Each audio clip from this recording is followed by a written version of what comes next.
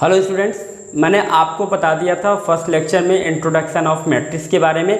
मैंने आपको बताया था कि सेकंड लेक्चर में मैं स्टार्ट करने वाला हूँ टाइप्स ऑफ मैट्रिक्स। तो आज मैं टाइप्स ऑफ मैट्रिक्स के बारे में बात करेंगे। ओके, तो types of matrix, types of matrix, matrices लिख देता हूँ। Okay, types of matrices. ये जो टाइप्स ऑफ मैट्रिसेस है ये कैसे डिफाइंड होता है? ओके, तो types of matrices depend on order. सबसे पहले मैंने आपको बता दिया कि टाइप्स ऑफ मैट्रिक्स डिपेंड करता है ऑर्डर पे। ओके, एंड अभी जो ऑर्डर, अब ऑर्डर के बाद एंड ये भी बोल सकते हैं elements depend on order and elements पे डिपेंड करता है। अगर मैंने लेट कर लिया, इसी को समझिए ध्यान से, लेट कोई मैट्रिक्स का एलिमेंट्स के मैं बारे में बात करने जा रहा हूं, AIJ M×n। तो इसमें से आप ऑर्डर को चेक करिए। किसके बारे में बात करने जा रहा हूं? ऑर्डर। यही ऑर्डर पहले डिफाइन करेगा। तो अगर मैं बेसिकली मैं बात करता हूं, ध्यान समझिएगा, अगर हमारे पास ऑर्डर में m की वैल्यू कितनी हो जाए 1, दैट इज m मतलब क्या हमारा रो है। आपको पता है ना कि ये क्या हमारा रो होता है और ये क्या होता है? कॉलम होता है। क्या होता है? कॉलम होता है। तो आप उस केस में बोलेंगे m = 1, बट n की वैल्यू क्या है? 1 से बड़ी है। तो इसका जो फिगर बनेगा, तो आप देखेंगे 1 रो है, तो इसका फिगर जब भी बनेगा तो आप देखेंगे ये 1 1 1 2 1 3 एंड सो 1n, है ना। तो आप देख रहे हैं ये एस टाइप का रो बन रहा है। ओनली क्या बन रहा है? रो टाइप का बन रहा है। इसमें कॉलम तो बहुत ज़्यादा है बट रो कितने? 1 है। तो इसको बोलते हैं रो मैट्रिक्स। क्या बोलते हैं? Row matrix. क्या बोलेंगे? Row matrix. अगर आपसे कोई पूछा रो मैट्रिक्स क्या होता है, तो आप बेसिकली बता दीजिएगा रो मैट्रिक्स के बारे में, if number of row 1 and number of column more than 1, it is called, क्या कहलाता है? रो मैट्रिक्स कहलाता है। आपको ये बेसिक चीज़ें आपको पता ही होगा और इसे आप लिख सकते हैं, है ना। अब नेक्स्ट पॉइंट की तरफ मैं बात करता हूँ। सेकेंड, ये केस फर्स्ट था हमारा। ये केस क्या था? फर्स्ट था। आपको ये क्लियर हो गया। सेकंड केस की तरफ मैं बढ़ता हूँ, ध्यान समझिएगा। m की वैल्यू 1 से बड़ी है बट n की वैल्यू क्या है? 1 है। तो उस केस में इसका जो डायग्राम बनेगा इस टाइप से बनेगा, A11 A21 A31। ओके, तो आप डॉट डॉट करते हुए AM1। तो इस केस में देखिए, जो आप देख रहे हैं रो चेंज हो रहा है, मतलब रो इंक्रीज हो रहा है बट कॉलम क्या है? फिक्स है, क्योंकि कॉलम एक ही है बट रो कितने? 1 2 3, दैट इज कितनी रो है? m रो तक मैं ले गया हूँ। इस केस में आप इसको बोलेंगे कॉलम मैट्रिक्स। क्या बोलेंगे? Column matrix. ओके, तो आपको क्लियर हो गया कॉलम मैट्रिक्स और रो मैट्रिक्स क्या है। कॉलम मैट्रिक्स की बात करें, इसमें मोर देन कौन था? कॉलम। इसमें मोर देन कौन है? रो। बट नंबर ऑफ कॉलम कितने हैं? इक्वल है। किसके? 1 के। बट इसमें नंबर ऑफ रो कितने हैं? 1 है ना। अब मैं केस अगले बात करता हूं, केस थर्ड की बात करता हूं। ध्यान समझिएगा, केस थर्ड कहता है कि m की वैल्यू बड़ी है बट n क्या है? छोटा है। m बड़ी है, n छोटा है। तो उस केस में आप क्या करेंगे? तो आप देखिएगा, फिगर बनाता हूं।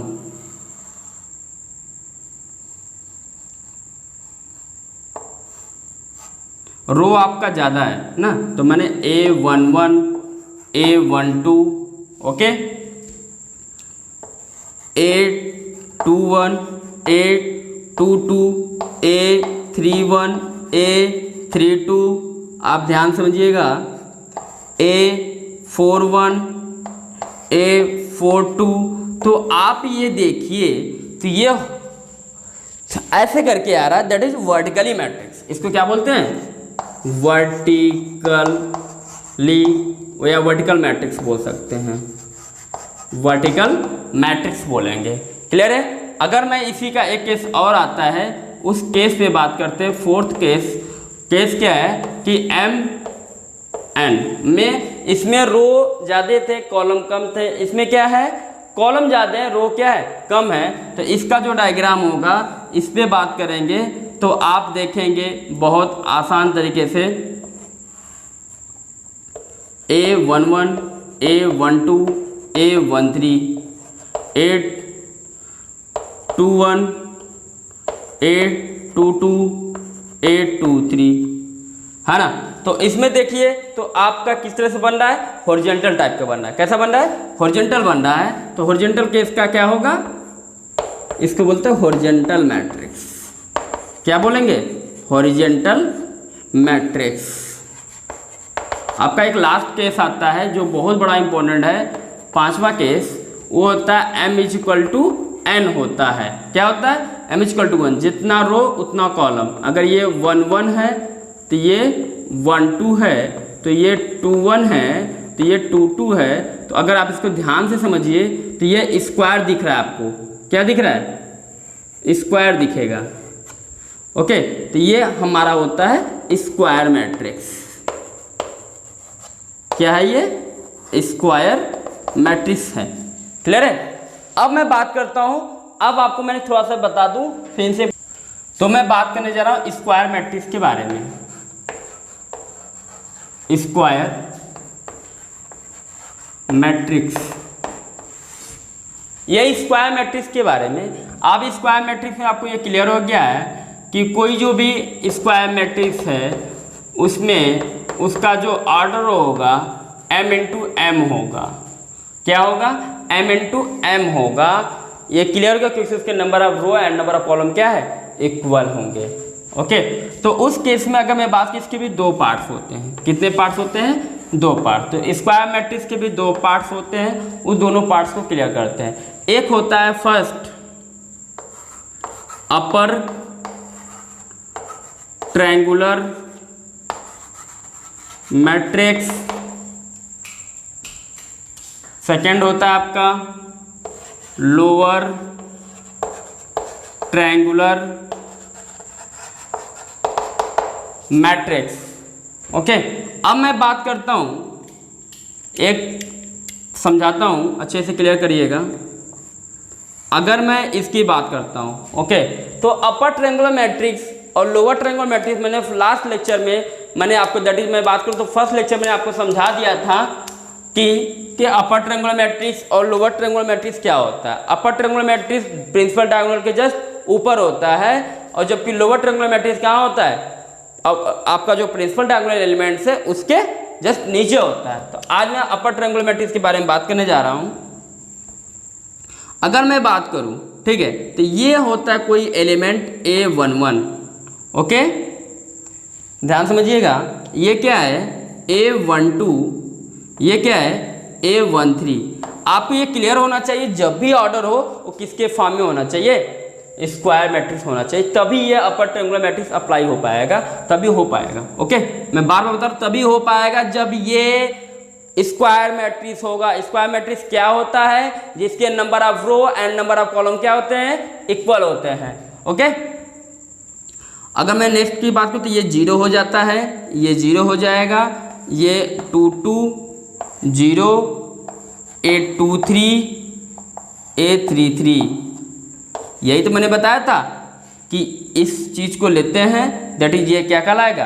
अपर ट्रायंगुलर मैट्रिक्स होता है। अभी पूरा डिटेल में बात करूंगा अच्छे से, पर इसको आपको दिखा दे एक बार फिगर इसका। ओके, जबकि मैं इसकी बात करूं तो आप इसे बोलेंगे A11 0 0, A21 A31, okay, A22 A32 0, A33। तो इसमें आप देख रहे हैं प्रिंसिपल जो डायगोनल एलिमेंट है उस पर कोई चीज़ नहीं हुआ।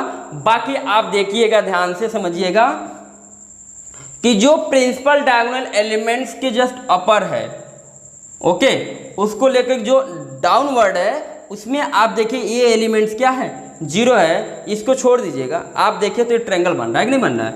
हाँ देखिए, अपर ट्रायंगुलर मैट्रिक्स, ये क्या है, लोअर ट्रायंगुलर मैट्रिक्स। कैसे पहचान रहे हैं? तो आप बोलेंगे having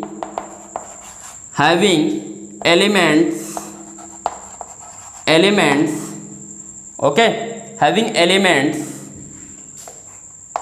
I less than j, okay, but I greater than j जो एलिमेंट होगा वो वैल्यू क्या होगी, 0 होनी चाहिए। ओके, आपको बोल रहा है कि जो हैविंग एलिमेंट्स है वो I से बड़ा और j होना चाहिए, उसमें कोई कंडीशन बेस नहीं है। एक चीज़ और मैंने बताई, जो I बड़ा होता है j से, उसका जो एलिमेंट्स होगा वो क्या होना चाहिए, 0 होना चाहिए। जबकि इसमें अगर मैं बात करूं, इसमें भी वही लिखेंगे, हैविंग एलिमेंट्स, पहला केस की बात करूं तो पहली बात कि I क्या होना चाहिए, बड़ा होना चाहिए j से, और सेकंड केस है कि जो अगर j बड़ा है तो उसकी वैल्यू क्या होनी चाहिए, 0 होनी चाहिए। अगर ये केस है तो उसका जो एलिमेंट्स होगा वो 0 होना चाहिए। ये आपको समझ में आ गया कि upper triangular matrix, lower triangular matrix क्या है। आज हम बात करेंगे प्रिंसिपल डायगोनल एलिमेंट्स के बारे में। किसके बारे में? प्रिंसिपल डायगोनल एलिमेंट्स के बारे में। उसके एलिमेंट्स को लेकर के मैं, उस टॉपिक का नाम है डायगोनल एलिमेंट क्या है, उसके बारे में क्लियर करते हैं। तो नेक्स्ट हेडिंग है आपका डायगोनल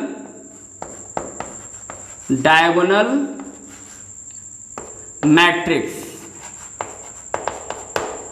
ओके, डायगोनल मैट्रिक्स क्या है इस पे क्लियर करते हैं। अगर मैं बात करूं डायगोनल मैट्रिक्स के बारे में, तो डायगोनल मैट्रिक्स को क्लियर करते हैं। सबसे पहले आपको थोड़ा सा क्लियर करना है, मुझे थोड़ा सा क्या है कि हल्का सा क्लियर करिएगा। अगर कोई मैं मैट्रिक्स ले लिया और आपको पता है ये भी आपका मस्ट है, पहली बात must have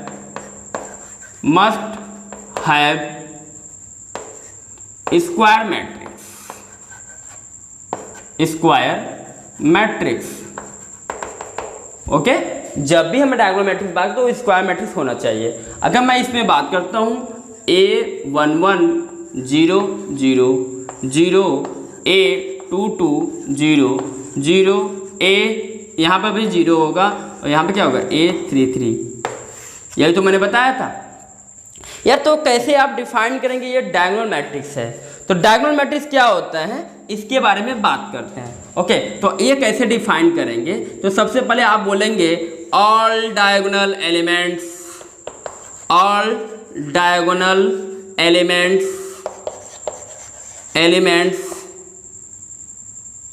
are different but non-diagonal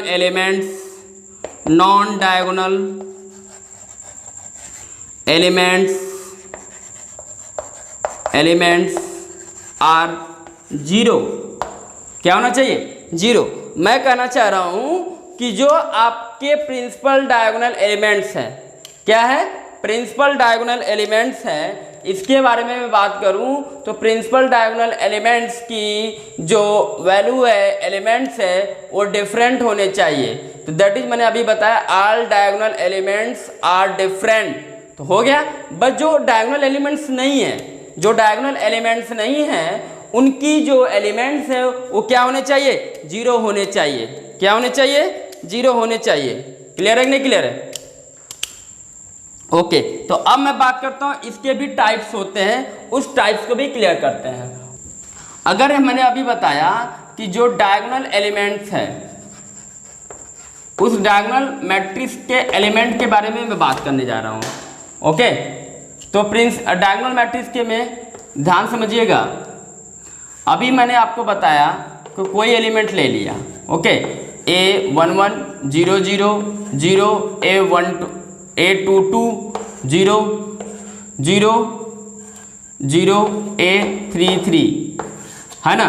अब प्रिंसिपल डायगोनल क्या होता है, जिसके आई और जे दोनों क्या होते हैं, इक्वल होते हैं। अगर मैंने बोला ये कब होगा, आपको पता ही है, अगर मैं लिख दूं यहाँ पर तो वेयर A11 A22 A33 ये तीनों आपस में इक्वल नहीं होने चाहिए।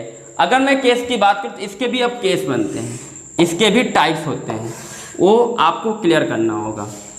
अगर suppose A is equal to A1 A00 0 A00 A, अब आप देख रहे हैं कि हर केस में अब यहाँ चेक करेंगे कि इफ़ केस यहाँ पहला ये हो रहा है, if A11 A1 A22 A33 की वैल्यू कितनी हो गई, A आ गया, क्या आ गया, A बन गया।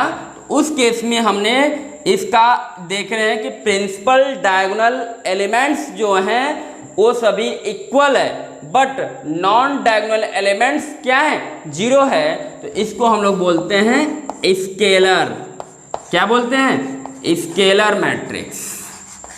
क्या बोलेंगे, स्केलर मैट्रिक्स। अगर इन्हीं ए की वैल्यू की बात करता हूं कि ए की वैल्यू अगर 1 हो जाती है, अगर ए की वैल्यू कितनी हो जाएगी, 1 हो जाएगा, तो उसको हम कैसे लिखेंगे, तो बोलेंगे 1 0 0 0 1 0 0 0 1 बोलेंगे। क्या क्या बोलेंगे, 0 0 1 बोलेंगे। तो उस केस में हम बात करें तो आप क्या कहिएगा, अब ये ध्यान दीजिएगा, जब ऐसे केस आते हैं और जो प्रिंसिपल डायगोनल एलिमेंट्स हैं यदि वो 1 हो जाते हैं तो आप बेसिकली करेंगे क्या, ध्यान से समझिएगा। तो इसको हम लोग बोलते हैं यूनिट मैट्रिक्स। क्या बोलेंगे, यूनिट मैट्रिक्स के बारे में बात करें कि यूनिट मैट्रिक्स को हम लोग आई से दिखाते हैं। अगर ये 3 × 3 का ऑर्डर है तो ये I3 होता है। अगर मैं I2 की बात करूं, I2 कैसे डिनोट करेंगे, तो I2 के लिए आप क्या बोलेंगे, 1 0 0 1। क्लियर है नहीं क्लियर है? अच्छा मैं बात करूं क्या, अगर एक पॉइंट की बात करता हूं, उस पॉइंट को भी ध्यान समझिएगा, पॉइंट बहुत इंपॉर्टेंट है।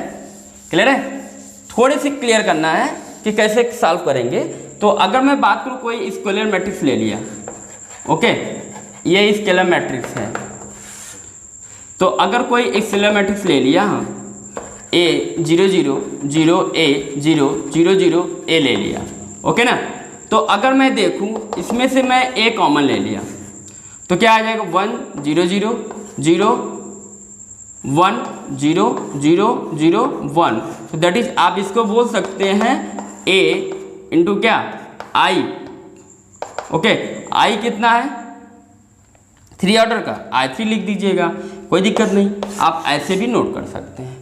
आपको मैंने ये बेसिक चीज़ बता दिया, प्रिंसिपल डायगोनल एलिमेंट्स के जितने भी कंडीशन थे वो मैंने ऑर्डर के बेस पे और एलिमेंट के पर बेस पे मैंने डिफाइन कर दिया टाइप्स ऑफ ऑर्डर। एक लास्ट केस बचता है, उसको भी डिफाइन कर देते हैं। अगर ध्यान दीजिएगा, अगर ये प्रिंसिपल डायगोनल एलिमेंट्स भी, ये कितने केस हो गए, फर्स्ट केस, ये आपका सेकेंड केस, थर्ड केस की मैं बात करता हूं तो ध्यान से समझिएगा। थर्ड केस क्या है, इफ A इक्वल टू क्या हो जाए, 0 हो जाए, तो उस केस में आप बोलेंगे 0 0 0 0 0 0। और इसके लिए जरूरी नहीं है कि ऑर्डर क्या है, ओके, कुछ भी ऑर्डर हो सकते हैं, ऑर्डर डिफाइन जरूरी नहीं करना है, ओके। तो ये होता है हमारा कौन सा मैट्रिक्स, नल मैट्रिक्स। क्या होता है, नल मैट्रिक्स, या इसको हम बोलते हैं जीरो मैट्रिक्स भी बोल सकते हैं, ओके। और इसके लिए ऑर्डर डिफाइन है, ऑर्डर आप बेसिकली कुछ भी लिख सकते हैं। अगर A इक्वल टू 0 0 0 0 0 0 है तो भी ये हमारा क्या है, नल मैट्रिक्स या जीरो मैट्रिक्स है। बट इनके लिए ऑर्डर डिफाइंड है, ये आपका स्क्वायर मैट्रिक्स होना चाहिए। क्या होना चाहिए, स्क्वायर मैट्रिक्स, और ये भी क्या होना चाहिए, स्क्वायर मैट्रिक्स। इस सब का ऑर्डर देखेंगे सेम होना चाहिए। क्लियर है नहीं क्लियर है? आपको आज मैंने क्लियर कर दिया principal diagonal elements, okay. Principal diagonal elements क्या है, डायगोनल मैट्रिक्स क्या है, स्क्वायर क्या है। स्क्वायर मैंने 2 पार्ट पढ़ाया, अपर triangular matrix, lower triangular matrix. हमने उसमें भी टाइप्स ऑफ मैट्रिक्स में डिफाइन किया ऑर्डर से कि आपका रो मैट्रिक्स होता है, कॉलम मैट्रिक्स होता है, वर्टिकल मैट्रिक्स होता है, हॉरिजॉन्टल मैट्रिक्स होता है एंड स्क्वायर मैट्रिक्स होता है। ओके, अब मैं बात करूँ